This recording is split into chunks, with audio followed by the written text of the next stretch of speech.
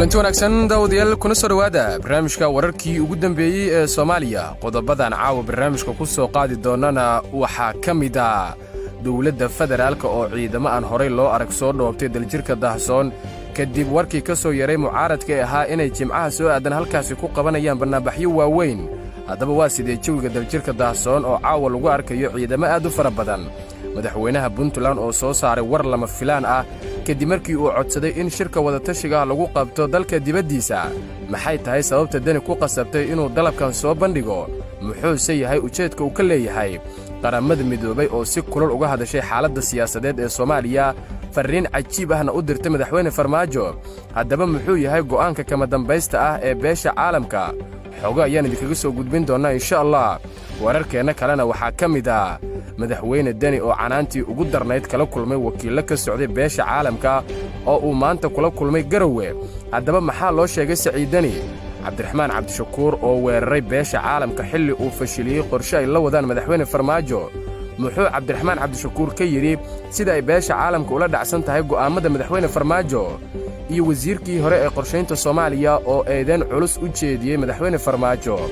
qodobadaas ayaan ku faahfaahin doonaa barnaamijka insha allah. waana habeen isniina 22 bisha 2 ee Febraayo sannadka 2021.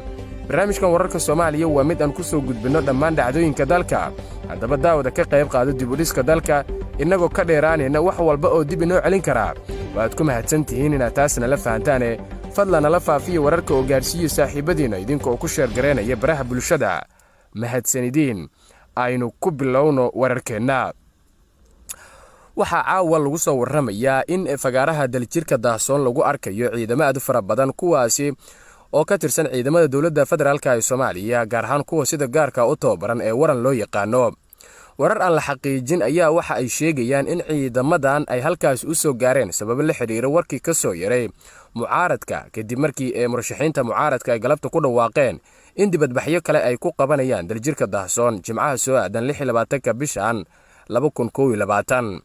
ciidamadan oo si gaar ah u tababaran islamarhaantana loo yaqaano ciidanka waran ee islamarhaantana ka tirsan ee hay'adda nabad sugidda Soomaaliya ee NISA ayaa dadka deegaanka waxay sheegeen caawa in siyaabooyin kala duwan ay ugu arkeen agagaarka fagaaraha daljirka Dahsoon ee magaalada Muqdisho.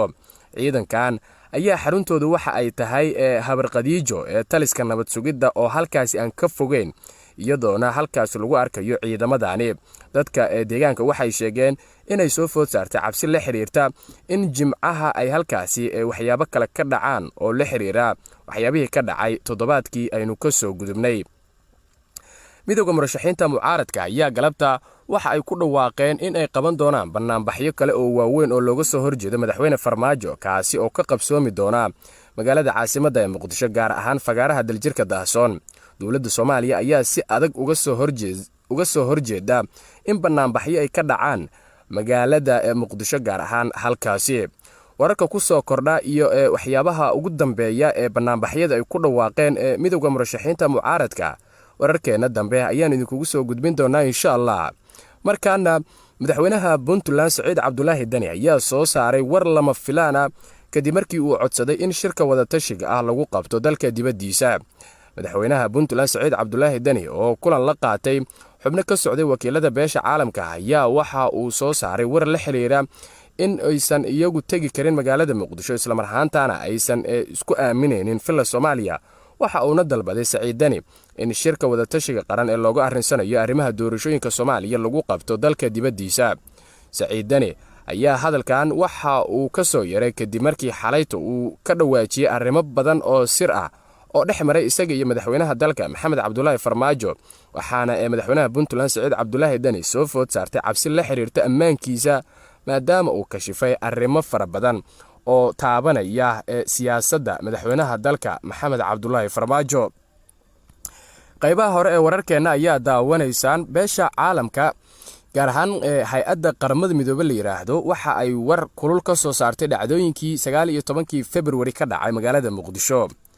xogayaha guud ee qaramada midoobay Antonio Guterres ayaa waxa uu walaac ka muujiyay rabshadaha ka dilaacay magaalada Muqdisho, waxa uuna ugu baaqay dhinacyada oo dhan inay isxakameeyaan ayna isdejiyaan. xogayaha guud waxa uu ku boorinayaa dowladda federaalka Soomaaliya iyo madaxda dowladaha xubnaha ka dowladda federaalka inay si degdeg ah kulan isugu yimaadaan oo ay dhameystiraan heshiis siyaasadeed oo ku saabsan sidii hore loogu socon lahaa amaba hore loogu sii ambaqaadi lahaa doorashooyinka qaran ee dalka iyada oo la waafajinayo heshiiskii doorashada ee 17 Sebtembar ka dhacay magaalada caasimadda ee Muqdisho.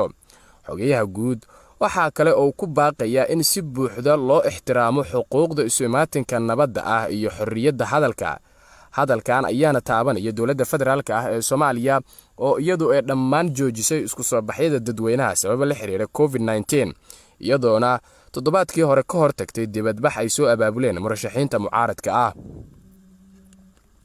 wuxuu mar kale ku celinayaa taageerada buuxda ee qaramada midoobay la garab taagan tahay shacabka iyo dowladda Soomaaliya Antonio Guterres ee ku aadan hanaanka nabadda, xasiloonida iyo barwaaqada. Qaramada midoobay ayaa iyadu muddooyinkii ugu dambeeyay waxa ay soo saaraysay warar kala duwan oo istabajoog ah oo ku saabsan xaaladda siyaasadeed ee dalka, gaar ahaan arrimaha doorashooyinka iyo rabshadihii ee dhowaan ka dhacay magaalada caasimadda ee Muqdisho, kuwaasi oo isku qabteen dowladda Soomaaliya iyo midowga murashaxiinta mucaaradka oo iyagu doonayay inay dibadbaxyo dhigaan. wali warqaad TV ayaad nagala socotaan. barnaamijka wararkii ugu dambeeyay ee Soomaaliyana waa daawanaysaan. waxa maanta magaalada Garowe ee xarunta maamulka Puntland ee gaaray xubno ka socda beesha caalamka xilli uu xalay madaxweyne Dani jeediyay khudbad xasaasi ahayd oo la xiriirtay khilaafka doorashada iyo khilaafka kala dhaxeeya madaxweyne Farmaajo. madaxweynaha Puntland Saciid Cabdullaahi Dani ayaa canaantii ugu darnayd waxa uu kala kulmay xubnihii ee ka socda beesha caalamka ee uu maanta kula kulmay magaalada Garowe. wafdigan oo ka socday midowga Yurub ayaa waxa hogaaminayay ergeyga midowga Yurub ee Soomaaliya Ambassador Nicholas Berlanga oo isagu ka kicitimay saakay magaalada caasimadda ee Muqdisho. waxaa ergeyga ku weheliyay safarka safiirka Talyaaniga ee Soomaaliya, safiirka Sweden ee dalka Soomaaliya Nicholas iyo wafdigiisa ayaa waxa loo galbiyay qasriga madaxtooyada Puntland halkaasi oo ay maanta kulan xasaasi ah kula qaateen. waxaana lagu soo warramayaa in madaxweynaha Puntland loo jeediyay eed la xiriirta hadalladii ka soo yaray xalayto ku saabsanaa inuu kashifay arrimo fara badan. kulankan oo ay faahfaahisay madaxtooyada Puntland ayaa waxa qayb uu ka noqonayaa cadaadis ay beesha caalamka ku saarayso madaxweynaha Puntland Saciid Cabdullaahi Dani in uu kaga qayb galo shirka wada tashiga ee madaxweynaha waqtigiisu dhamaaday uu ka furay magaalada caasimadda ee Muqdisho, inkastoo madaxweyne Dani uu isagu dalbaday in shirka lagu qabto dalka dibaddiisa. sidoo kale waxa uu ku soo aadayaa shirkan iyadoo dowladda federaalka ay maanta mar kale dalbatay amaba ka dalbatay madaxweynayaasha Puntland iyo Jubbaland inay soo xaadiraan shirweynaha Muqdisho si xal looga gaaro ismarwaaga doorashada. wali waxaa cakiran xaaladda dalka gaar ahaan caasimadda oo maalmihii u dambeeyay ay ka dhacayeen iska horimaadyo u dhaxeeya ciidamada dowladda federaalka iyo murashaxiinta mucaaradka ah. waa hagaag iminkana haddii aynu fiirino hogaamiyaha xisbiga wadajir ee sidoo kalena ka tirsan midowga murashaxiinta mucaaradka Cabdiraxmaan Cabdishakuur Warsame ayaa waxa uu eedeen u jeediyay beesha caalamka isagoo oo kala hadlay arrimo xasaasi ah. hogaamiyaha xisbiga mucaaradka ee wadajir kana tirsan midowga murashaxiinta Cabdiraxmaan Cabdishakuur Warsame oo shir jaraa'id maanta ku qabtay Muqdisho ayaa waxa uu kaga hadlay arrimo la xiriira doorashada dalka iyo xaaladaha dalka ka jira, waxaana beesha caalamka ku eedeeyay inay taageerayso madaxweynaha muddaxileedkiisu dhamaaday Maxamed Cabdullaahi Farmaajo. Cabdiraxmaan Cabdishakuur ayaa sheegay in beesha caalamka la safan tahay filla Soomaaliya isla markaana ay la shirayaan mas'uuliyiin wax sharciyada aan haysanin.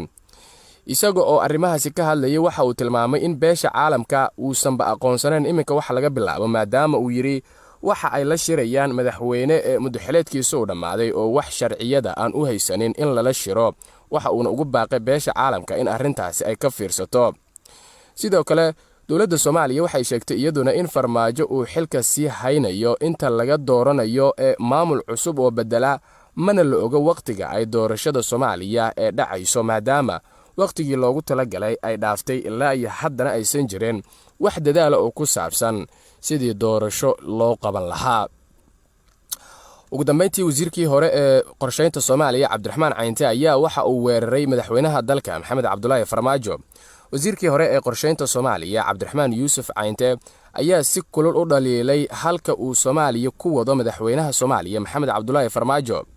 macaansiga kursiga ayaa kala qiimo badnaaday badqabka dalka iyo dadka ha yeeshee waan hubaa in uu qaadi doono waddadii ay hortiis qaadeen kalitaliyaal badan ayuu yidhi wasiir hore oo isagu markaasi faallo ka bixiyey sawirkii markii la doortay maxamed cabdulaahi farmaajo oo laba madaxweyne oo la tartamay ay iyagu markaasi barbar taagan yihiin.